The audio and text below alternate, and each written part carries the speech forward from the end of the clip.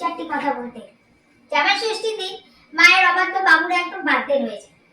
এদিন সকাল 10টায় উঠলো, সেদিন কিন্তু একদম ভোর 5টায় উঠে বউয়ের সঙ্গে তাল মিলিয়ে সাজে, একদম কুচি করা ধুতি পরে একদম বেরিয়ে যায়, মনে হয় কিসের যেন তার বিয়ে বা শ্বশুর বাড়ির কোনো সাদাশালি বিয়েতে যাচ্ছে।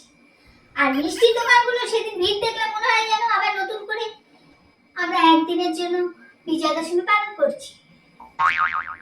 আম জাম কাঁঠাল লিচুর দোকানে ভিড় দেখলে মনে হয় এই ফলগুলো শুধু একদিনের জন্যই পাওয়া যাবে আর পাওয়া যাবে। যাই হোক, আসল কথাই আসে। জামাই এত সব জিনিস নিয়ে, তারপর আছে শ্বশুর বাড়ির জন্য গিফট কেনা, সব নিয়ে যখন গলদ গরম হয়ে কুচি ধরতে ধরতে শ্বশুর বাড়ি পৌঁছয়, তখন শাশুড়ি মা এমন সেজে নেয় জামাই বরের জন্য যে তার নিজের স্বামী আর সন্তান নাই তাদেরকে চিনতে পারে না। স্বামীকে বলেই বসে, এই কে আপনি?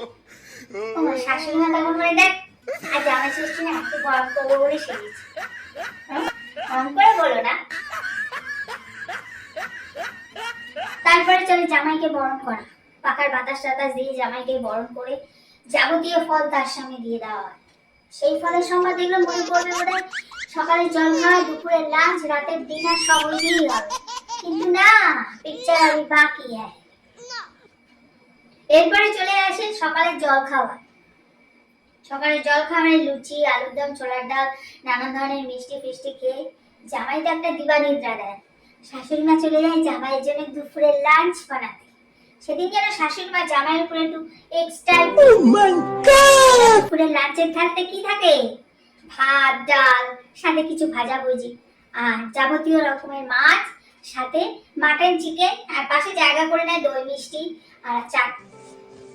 দেখ, জামাইয়ের প্রতি সেদিন শাশুড়ি মার এত ভালোবাসা, যার জামাই যতই মোটা, পেট মোটা, প্রচুর খাইয়ে বলা হয়, তাও শাশুড়ি মা জিজ্ঞাসা করে, বাবা তুমি তো কিছুই খেলে না, এই মা রান্নাঘর থেকে মটনটা নিয়ে আয় তো, আরেকটু দিই বাবাকে।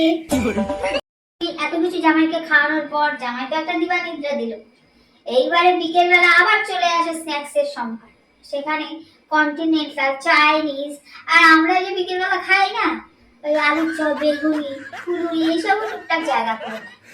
ওইগুলি খাওয়ার পর জামাই যখন বাড়ি আসে, তোড়জোড় করছে মেয়ে জামাই ফিরে আসবে, তখন শাশুড়ি মা আস্তে করে ঘরে ঢুকে বলে, বাবা আজকের দিনটা থেকে গেলে হতো না, তুমি তো সারাদিনে কিছুই খেলে না, আমি যদি থাকতে তাহলে রাতের বেলা একটুখানি ভালো মন্দ কিছু করতাম।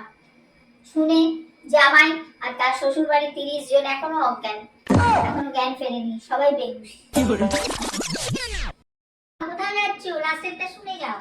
এত কিছুর পর যখন সবার জ্ঞান ফিরল, তখন সবাই জ্ঞান ফিরে দেখলো শাশুড়ি মা আবার রান্না করে রাতের ডিনারের তোড়জোড় করছে।